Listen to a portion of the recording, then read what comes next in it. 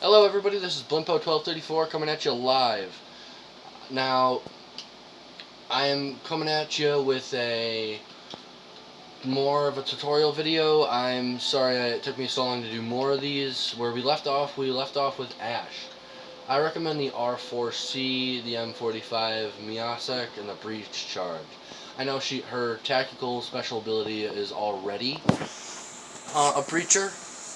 She can breach from a distance, but it's also better to have the breacher from up close, because a good tip and trick is to use the breach charge as like a C4 claymore type of situation. Now, typically on this map, this is Villa, it's one of my least favorite maps, there's always a camera there. There's a camera down here, over there, and then there's one on the other side of the map. Now what I would recommend doing is I always recommend going ruins and breaching through here. Now remember, if it's a window or something like this, like boarded up, never use the breach charge on it unless you know there's people in there. Ash is typically a good charge in, do whatever type of sitch, but it's also good to semi-use like stealth. Now, Villa, I know like the back of my head. I would always practice on Villa, do a lot on Villa. And as you can see, she's got the fully automatic weapon for the R4C. Holds a good amount of ammunition as well. Now, don't forget to come over here and check this way. It's also amazing for pre-firing. Now, as you can see,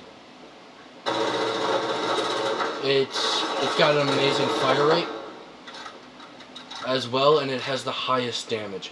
I always go with the red dot sight on the automatics, and then the extended barrel if possible. If not, I always do the muzzle flash.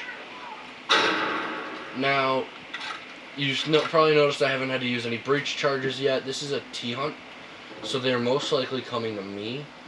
What I want to show you is any soft wall, you can use Ash's breaching round and fire it. What that does is it digs in, and then it'll blow up from a distance, so you can breach from a distance. Now, you can hit RB again or Y to get rid of it.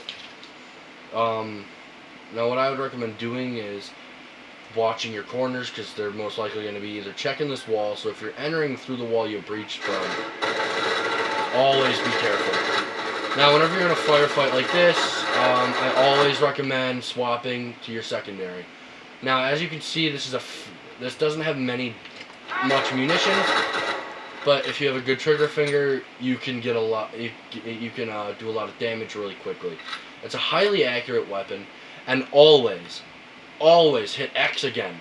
For example, when you manually reload, you'll notice there's 8 bullets in the chamber. When you fire off all your bullets and you have the game reload for you, it always does 1 less. So you want to try to hit X. Now, it's whenever you're in a clear zone or you're not in a firefight anymore, reload all of your weapons.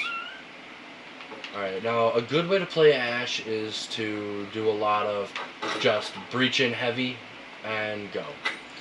That's the style you want to play Ash in. You want to get in there quickly and clear the room. Now, we know there's going to be guys somewhere around here, we just don't know where. Alright. Now, what I like to do is I like to go in on whatever floor is convenient, typically ground up. Now if there's a basement, you usually have one team clear basement and the other team go upward. Now with Ash, you can sprint through, I mean, she's more of a quick, speedy character. I'm going to go through and I'm going to check the basement because there's usually a few guys in here on Villa. Remember to always lean and check your corners, and always think of it like a maze. You follow the left wall and just go. Now this obviously leads outdoors, so you don't need to go check there. But you always want to check the left wall first. Now if you see any of this indicates this is a hard wall. this indicates there's guys on the back of that. So another reason I suggested you do this is because I know around the corner over here you get people. So then boom, that makes them instantly think that there are people in there. Then you come around the side, and they're all focused on that. They would all be focused on that one wall. So this is an Ash tutorial. Now I will be moving on to Thermite, the other FBI agent. Now, typically you get 2 per class. It's Ashes and FBI. So what we're gonna do is we definitely don't want to vote for a retry because I don't like this map. So we're gonna find another match. Now Chalet, this is gonna get an update. I don't know the specifics for the update, but I'm kind of curious. This is one of my favorite maps. Are you still on Ash? No, I'm going Thermite. Okay, sorry, I didn't see you switch. I either go Campfire or Cliffside.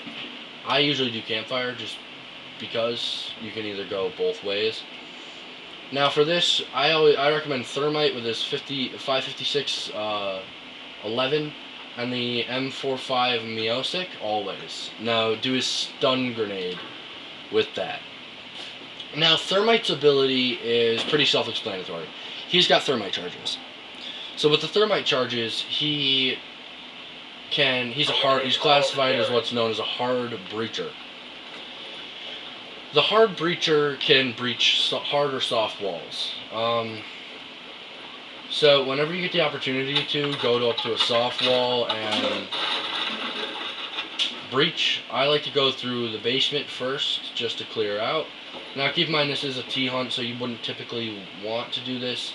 It's just good because you can get a lot of kills on your first try. If you're trying to go for headshots, I would always recommend crouching and then aiming and then going just a little bit upward, or just crouch and then slope, and you'll get a good shot. Now, typically torso it works just fine. Now keep in mind this map has a lot of staircases and twists and turns. So as you can see, this has a slower fire rate, but it has a bigger impact. Now I'm going to demonstrate his Thermite ability over here real quick. So you make sure that the room is clear, and then what the Thermite does is, normally this wall is unbreachable because it's a hard breach, right? So you click it, and that'll burn a hole and then explode. That enables you to breach hard walls, and then you always want to check for, what you can notice over there is a nitrocell. Now I breached that wall, they're going to be over here. So whenever you're breaching on this wall here, they always come over here to hide. As you can see, this area of the room is clear. This is usually a good camping spot. This wall here is also breachable. Most people don't realize this. This is breachable. So you could breach this and it'll kill whoever's standing here. Just to get some extra points, I would always recommend breaking the barbed wire. It's not a necessity unless you're stuck in it. Now as you see, I just got a clean, quick headshot over there. If you aim at the top portion, or if you don't like look up or down, you typically just automatically get headshots. When I do T-hunts, I don't like to reload my weapon. Like, when I say reload it, I mean... Bro, look at this dude. There's, like, ammo crates and shit laying around. So, like, back in there was an ammo crate. I don't like going and picking it up because I like to try to play as realistically as I possibly can. If you were to play a regular match, you're not going to have those ammo crates. Now, this is an area where they typically can defend from. It's got a lot of hatches on it. I would recommend not going through that doorway, but for the sake of a video, we are going to wrap it up here. So this was a Thermite Ash tutorial, and I hope you guys enjoyed it. Now, please leave down in the comments below if you're a hard breacher or a soft breacher. and Rainbow Six Siege.